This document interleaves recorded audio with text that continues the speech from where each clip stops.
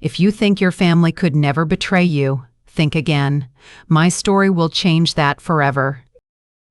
Before you judge me, subscribe and stay till the end, because what I discovered about my own son could happen to anyone.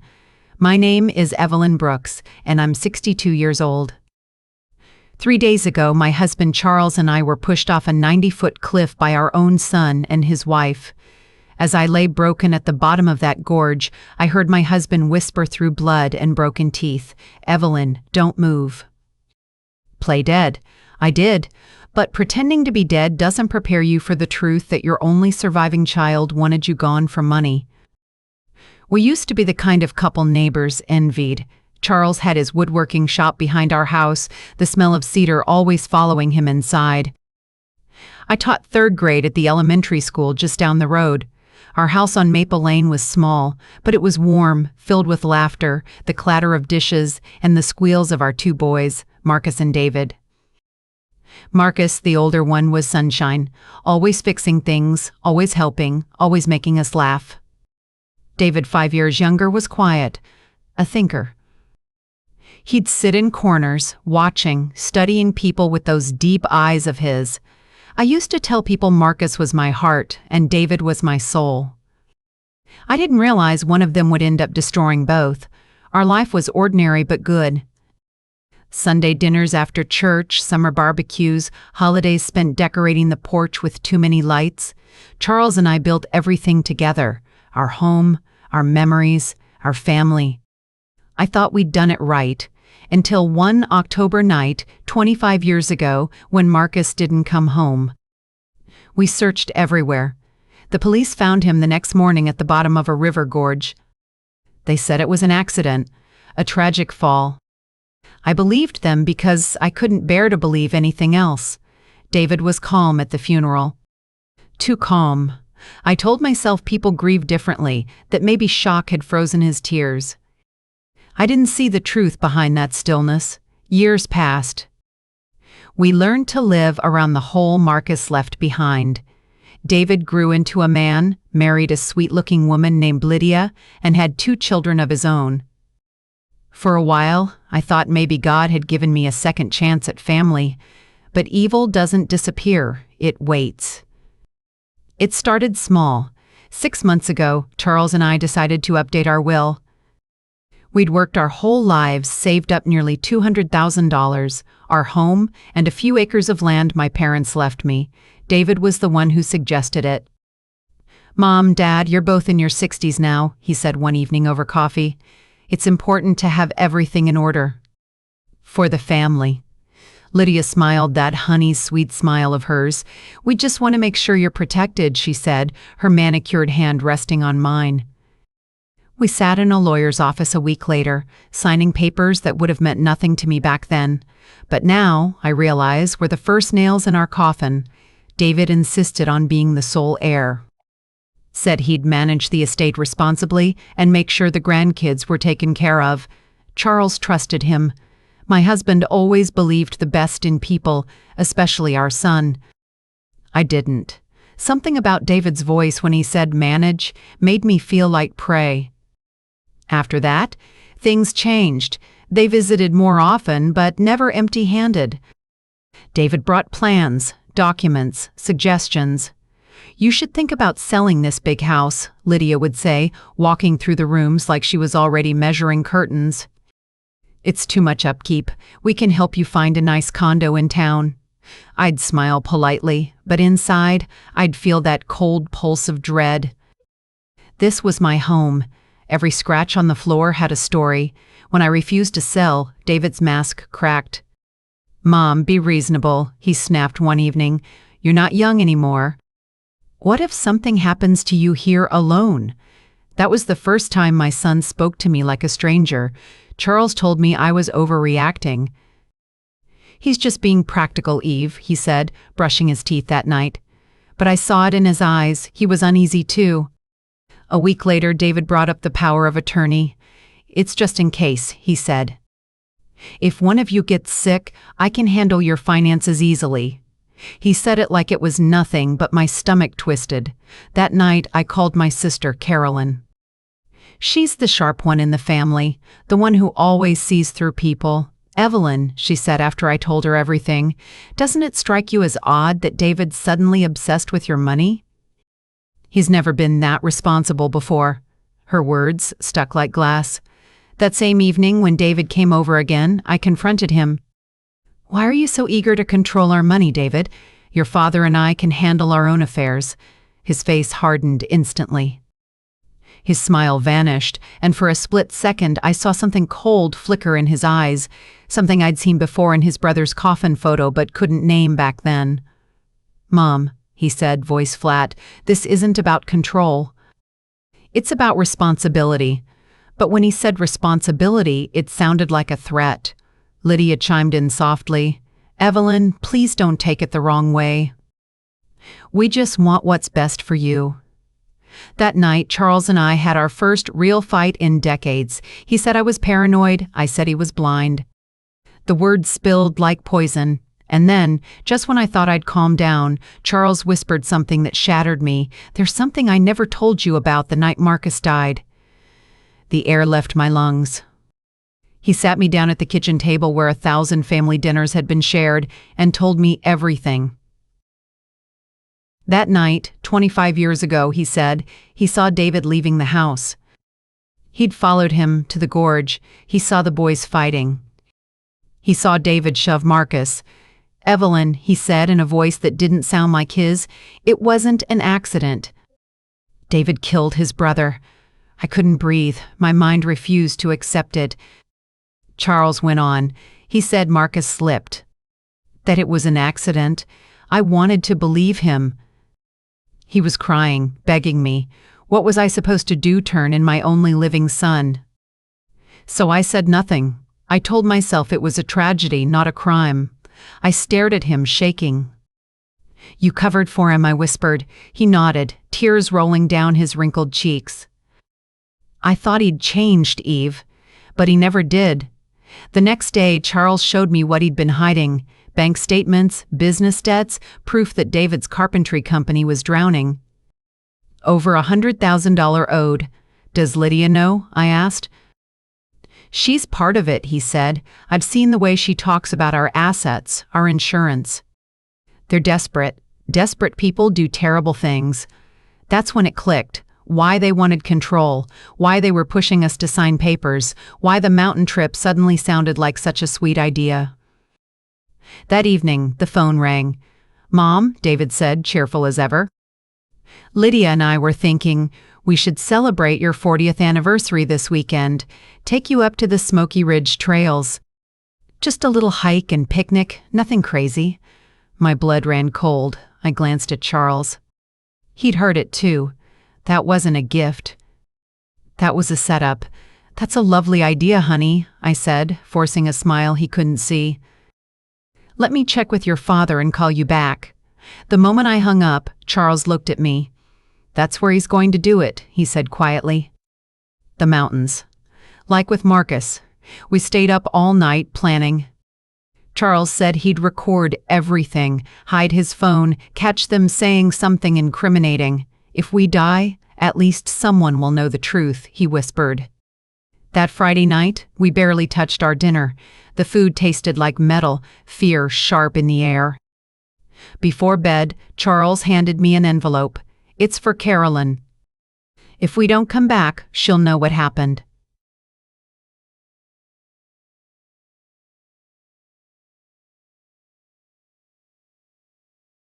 The next morning they arrived bright and early, David whistling like a Boy Scout, Lydia smiling like a snake in silk. Ready for your adventure? She said, hugging me tight enough to bruise. I smiled, steady but cold inside. Always. The car ride to Smoky Ridge was quiet except for Lydia's cheerful humming. I sat in the back seat beside Charles, clutching his hand under the blanket. He pressed my palm once, a signal. He'd started recording. By the time we reached the trailhead, I could barely breathe.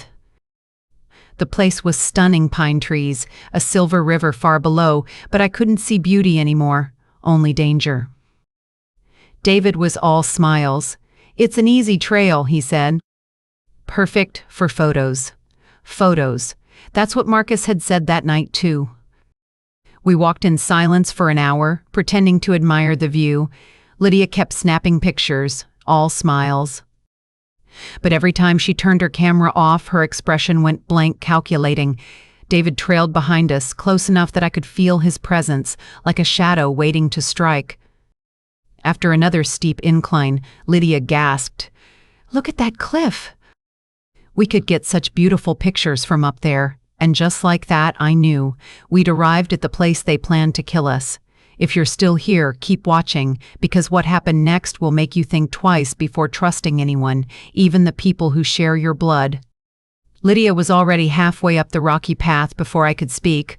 "Come on, Evelyn," she called, her voice too bright. "The view is to die for, to die for." I swallowed hard, pretending to fix my shoe so I could whisper to Charles, "This is it." He nodded once, his hand brushing mine in silent agreement. I saw the phone bulge in his jacket pocket, recording everything. We followed them up the narrow path. The rocks shifted beneath my shoes, loose and unstable. Each step felt like walking toward a grave that had been dug just for us. When we reached the top, the world opened around us, mountains fading into mist, trees whispering in the wind, and a jagged cliff edge that fell straight down into a river of white foam. It was breathtaking and deadly. "Here," Lydia said, waving us closer. "Let's get a family photo." David smiled, too wide, too eager. "Yeah, Mom, come stand closer to the edge." Charles gripped my hand so tight it hurt. "You sure about this spot?" he asked, his tone calm but heavy with suspicion. "Of course," David said, walking behind us. "The lighting's perfect." I turned slightly, just enough to see his eyes. They were cold, flat, like a man who had already accepted what he was about to do. Lydia raised the camera. "Smile," she said cheerfully. "This one's going to be unforgettable." I wanted to run. Every instinct in my body screamed that this was it. But if we ran now, he'd just find another way, another place, another accident. So we stood there, pretending to smile, pretending to be the loving parents we once were. "Take one more," David said, stepping forward. "Move back a little, Mom, just one step." That was all it would take. Charles gave a subtle nod. The signal. The recording was running, and if this was our last moment, at least the world would know what happened. I took that step back, and in that heartbeat, everything exploded. David lunged forward. Charles grabbed his wrist. Lydia screamed. The world spun as gravel shifted beneath our feet. I felt the ground disappear, then weightlessness. Air rushing past my ears, my husband shouting my name. And then, impact. The sound of bones snapping, breath leaving my body in a violent gasp. I couldn't move, could barely think. Blood filled my mouth. Somewhere nearby, Charles groaned, then hissed, "Evelyn, don't move. Play dead." Through the haze of pain, I realized something. They were talking. David's voice was ragged, panicked. "Lydia, are you okay?" "I think I broke my leg," she sobbed. "It hurts like hell." "What about them?" David crawled closer. I could hear the dirt shifting. "They're gone," he said. "Both of them. Dead." I forced my eyes to stay open just a sliver. Enough to see him. His face was twisted, blood streaking down his forehead. "Even then," he smiled. "Perfect," Lydia hissed through clenched teeth. "It worked, except for the part where we fell too." David let out a bitter laugh. "At least no more pretending. We'll crawl up, call for help, say it was a tragic accident. Nobody'll ever know." They talked about us like we were old furniture finally discarded. I wanted to scream, to claw at him, to tell him I knew the truth about Marcus, but I couldn't. Not yet. The pain was unbearable. My right arm hung useless, my ribs felt like broken glass inside me, and my head pounded with every heartbeat. But I stayed still. David and Lydia began crawling up the slope, groaning and swearing. Every sound grew fainter until there was nothing but the river and the ragged sound of Charles's breathing beside me. "They're gone," I whispered. "Yeah," he rasped. "But not far. We have to wait." "Let them think we're dead. How bad are you hurt?" "My leg's broken," he said, "and my ribs." "You?" "My arm, shoulder." "Maybe worse?" Silence stretched between us, thick with agony and fear. Then, softly, I said, "Tell me everything." "About that night. About Marcus. He didn't want to, but he did." "Marcus came to me that night," he said, his voice breaking. "He'd found out David was stealing money from our accounts. Small amounts, but he had proof. He wanted to confront him." I closed my eyes. "And you followed them?" He nodded weakly.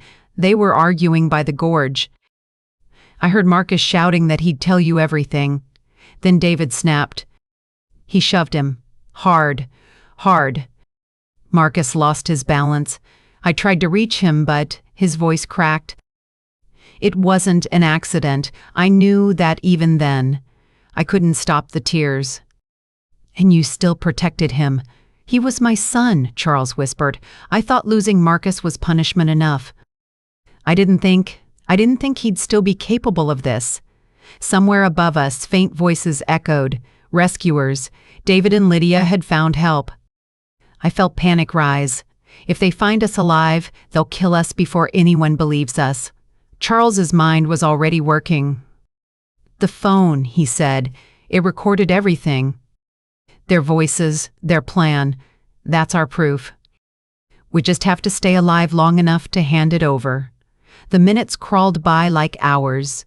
Eventually, I heard ropes clanking, boots scraping down rock.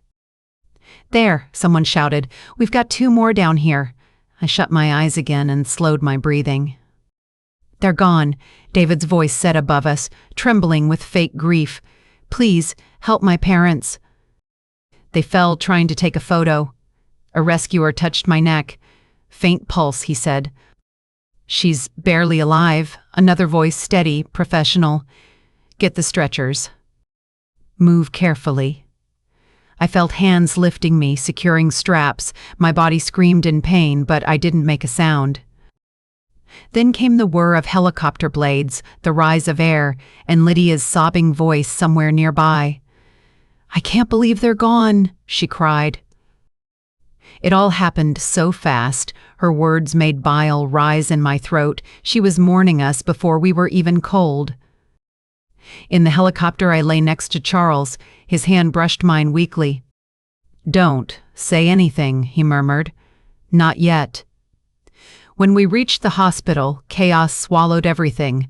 Doctors shouting, machines beeping, stretchers rolling. I heard someone say, "Severe trauma, possible internal bleeding."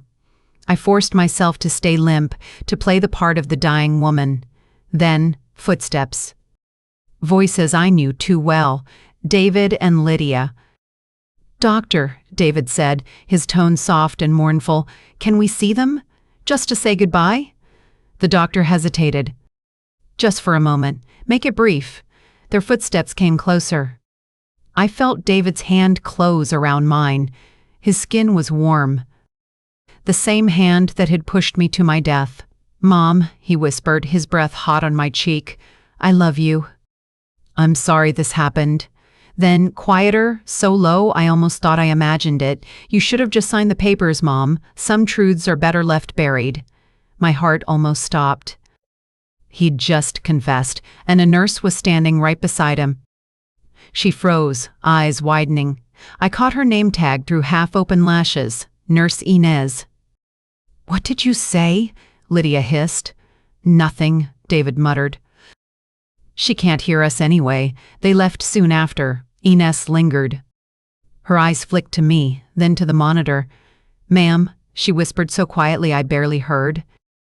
"If you can hear me, move your finger." I willed my body to obey. One twitch. Then another. Her eyes went wide. "Oh my God," she breathed. "You're alive." She leaned closer. "If those people hurt you, move your finger 3 times. I did. Once. Twice. 3 times. She swallowed hard, her face pale. "I'm calling security and the police." You just hold on." Minutes later, the door burst open. A doctor. 2 officers. "Mrs.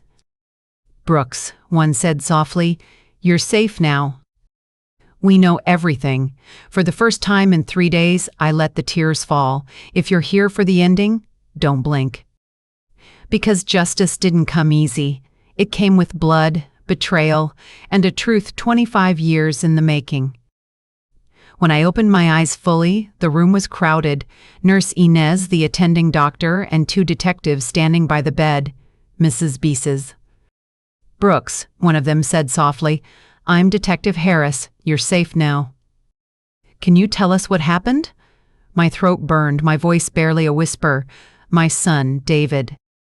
He pushed us. Both of them did." Nurse Inez's eyes glistened. "I heard him, Detective. He whispered that some truths are better buried, like Marcus," he said. The detectives exchanged a look. "Marcus?" Harris asked. "My first son," I said. "He died 25 years ago. My husband saw David push him, but we buried the truth." My words hung heavy in the air, decades of guilt unraveling in a single confession. Detective Harris leaned closer. "Do you have any evidence?" "Charles recorded everything," I whispered. "Up on the mountain, their plan, their words, everything." Within minutes, the detectives were in Charles's room. He was weak but conscious. When they told him, he handed over his phone with trembling hands. "Everything you need is on there," he rasped. While they reviewed the audio, I lay in silence, every breath a battle. Through the thin walls, I could hear Lydia's fake crying and David's voice convincing doctors that he wanted to arrange our funerals. I wanted to laugh at the irony. They were writing our eulogies while the police built their case. An hour later, Detective Harris returned, his expression tight but satisfied. "We have them, Mrs. Brooks. The recording's clear. We heard them confess, we heard their plan, and we heard them admit to pushing you. It's enough to make arrests." Tears welled in my eyes. "Please, don't let them near us again." "You have my word," he said, turning toward the door. What happened next was something I will never forget. Through my hospital window, I watched uniformed officers cross the lobby below. David stood there with his arm around Lydia, comforting her like a devoted husband, fake tears staining his face. Then came the words I'd waited decades to hear. "David Brooks and Lydia Brooks, you are under arrest for the murder of Marcus Brooks and the attempted murder of Charles and Evelyn Brooks." Lydia froze. What are you talking about?" she stammered. David blinked, disbelief twisting his face. "That's impossible," he said. "My parents are dead. They're alive," the officer replied calmly, "and they told us everything." Lydia gasped. "Alive?" And then it happened, the moment that finally broke them. "You said they were dead," she screamed at David. "You promised. They were dead," he shouted back. "I saw them." "You were the one who said the cliff was safe." Their voices rose, their lies devouring each other in real time. Reporters in the lobby began recording. Strangers stared. By the time the officers cuffed them, both were screaming accusations and sobbing in hysterics. From my window, I watched the car pull away, red and blue lights painting the night. It was over. Or so I thought. 2 days later, Detective Harris came back with news that shook me again. "During the arrest, we found a recorder in your son's backpack," he said. "He'd been recording your conversations for weeks. He knew you were starting to suspect him." I stared at him, stunned. "So that trip wasn't spontaneous?" "Not at all," Harris said grimly. "It was premeditated. In one of his recordings, Lydia says, 'We have to do it soon before they go to the police. They were watching you.'" "Listening." I covered my mouth with my hand. "They were planning it that long?" "Yes," he said. "And there's more. We dug into his finances. Your son was nearly $500,000 in debt to banks, loan sharks, even illegal lenders. Your deaths would have cleared everything. He'd forged your signatures, too. You were his only way out." I felt something inside me go still. All the moments of doubt, all the strange visits, all the gentle smiles. They weren't love, they were calculations. David hadn't just wanted our money, he needed it to survive. But in trying to kill us, he destroyed himself. The trial came 6 months later. By then, Charles and I had healed enough to walk into that courtroom side by side. When I saw David sitting at the defense table, chains around his wrists, something inside me cracked, but not from sorrow. From finality. He looked smaller, pale, hollow. But his eyes, those eyes that had once looked at me like a loving son, were still cold. When I took the stand, the courtroom fell silent. Cameras clicked. I could feel every breath in the room waiting for me to speak. I told them everything about Marcus's death, about the years of guilt, about the plan, about the mountain, about lying still in my own blood while my son laughed over my body. At one point, Lydia buried her face in her hands, sobbing. But David, he didn't flinch. When I finished, I looked him straight in the eye and said, "The son I loved died 25 years ago. What's left of him now is just the monster who took everything from me." 3 days later, the jury returned with their verdict, guilty on all counts. David Brooks, life in prison without parole. Lydia Brooks, life as an accomplice. The courtroom erupted. Reporters shouted questions. Flashbulbs burned like tiny explosions. But I didn't hear any of it. I only felt Charles's hand on mine, trembling with relief. Afterward, Detective Harris told us, "It's one of the clearest cases we've had." The recording, the financial evidence, their fight during arrest, all sealed the verdict. I asked softly, "What about their children?" "They're safe," he said. "Social services has them, but you and your husband can apply for guardianship once you recover."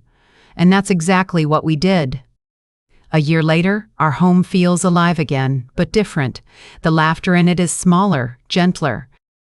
Our grandchildren, 2 little souls who carry none of their parents' darkness, fill our days with warmth.